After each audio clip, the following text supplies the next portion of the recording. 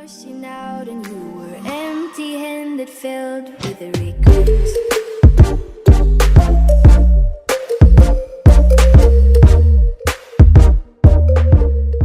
Hello guys and welcome to BJ Vlogs.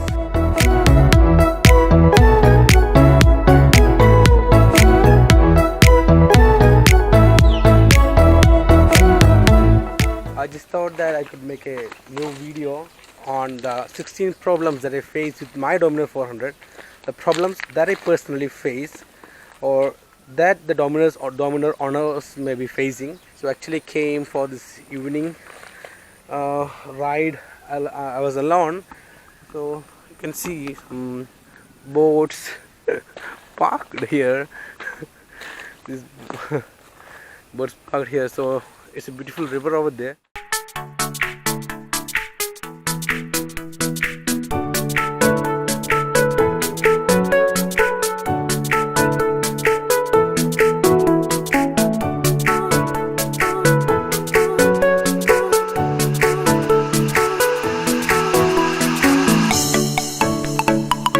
Bike clogged about, you can see that, clogged about 3,433 kilometers till date, and it's my new sticker kind of thing. So I put one on my bike and one on my helmet.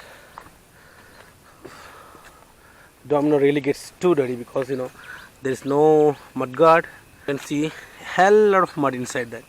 So first issue that I faced my Dominar 400 is that the power lag. After my issue remap, it's been a week and I faced the issue like 3 to 4 times till date.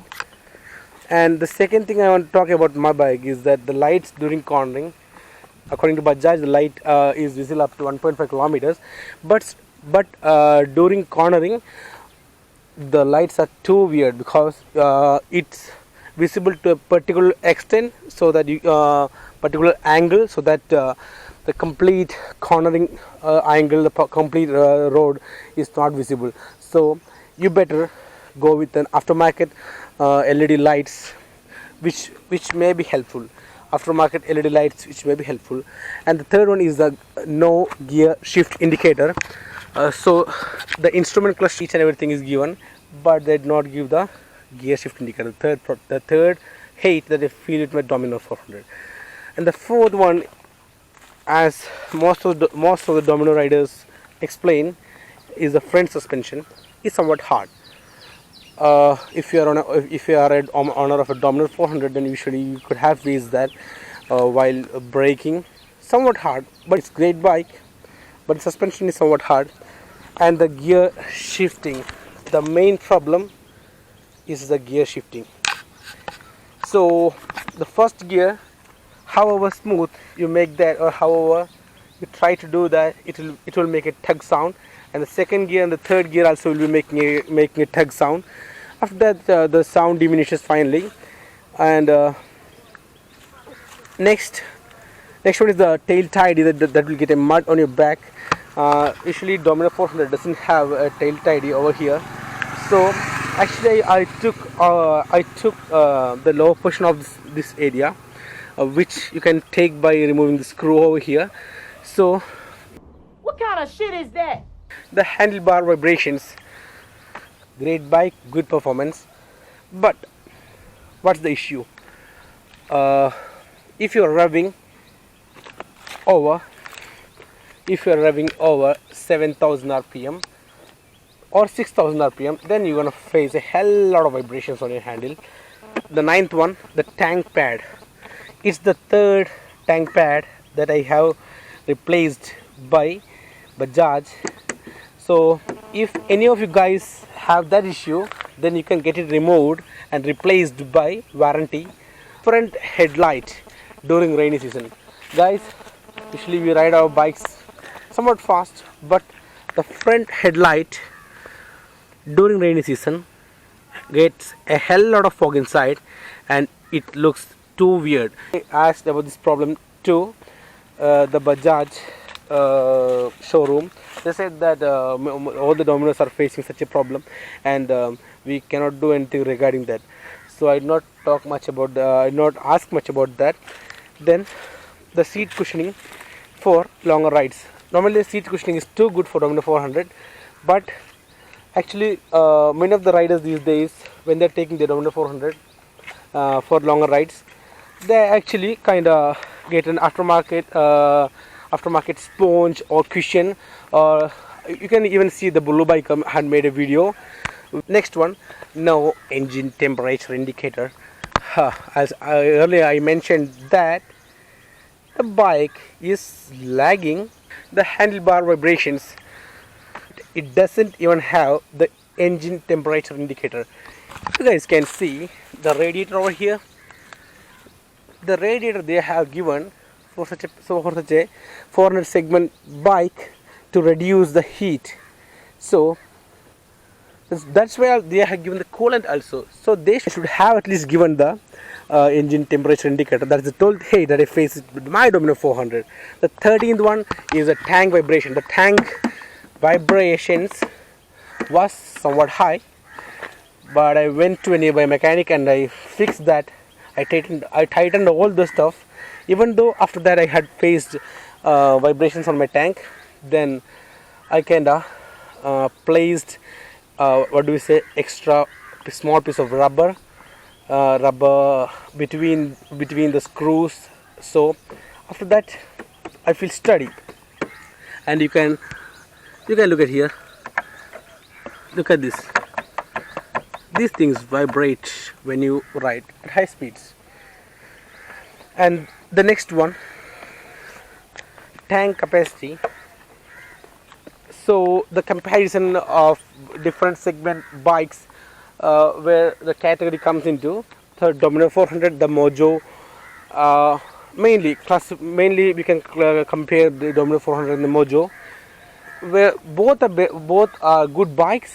Where Dominar so Mojo is having USD forks and also 20-liter tank. So it's having 13.5 liter tank. I guess I love this bike. I like the performance and I like every stuff. It's great value for money. But when you are explaining about the heat that you face with your bike, then I consider that the tank capacity is low, because I have also installed a Canon and I get a mileage of about 24 kilometers approximately. I usually to 24 mileage. So even if you fill the tank full, you will be getting over 220 kilometers, 250 kilometers approximately, about 250 kilometers approximately on full tank. So that's, or even if you can consider that 280. So if you're going for a longer ride, you should be refilling your bike again and again. That's the 14th hay that I faced with the Dominar 400. Next, the 15th one, the rear brake pads. There is nothing to say about the rear brake pads. As you all know, the front brake is good, the rear brake is also good. Rear brakes, ABS, sorry, the rear brakes ABS kicks in. We can dish that under our feet, the vibration feeling, but the brake pad quality is really low. You won't get such great confidence with the back brake. I mean the rear brake, for me the rear brake doesn't give such a high amount of confidence. The front, I usually brake with the front brake and the engine braking, and I rarely use the rear brake. Even if I use, I don't feel that comfortable. After my second service, I will be replacing the rear brake pads. A backrest is very essential for such a high SSD bikes. I think Autolog Designs are making and some other people are custom making their Dominar 400 with a backrest, because the power, this is a power cruiser, so it should have at least a backrest which can be removed and installed. So if you don't want that thing, and if you want to use only that thing for longer rides, then you can place that thing. Or if you need that thing when you're riding when you're riding, you're having a wife, or you're having a sister or anyone, so they may kind of get uncomfortable without a backrest. I'm right. So these are the 16 hay that I faced with 5400. Actually, I plan to record over there, but some people actually sitting out there and smoking cigarettes and doing some kind of mischievous activities. So it's kind of weird. I think some are drunk too. So it's kind of weird to make the video over there.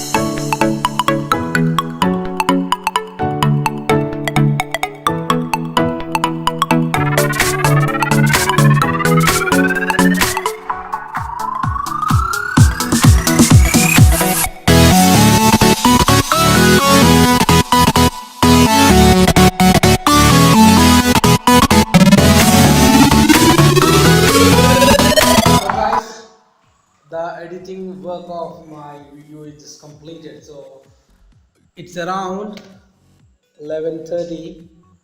It's around 11:30 at night. So I'm hell tired today. The shooting work took about 1 hour, and the editing took about 3 hours, and it was also raining heavily outside. So I was kind of hell tired, and I was too hungry. I only had this bottle of water. I was busy editing my video, and even I don't know how to edit the video completely. So I was looking at tutorials and learning some stuff, and also by doing that. So it's my 5th video out here, guys.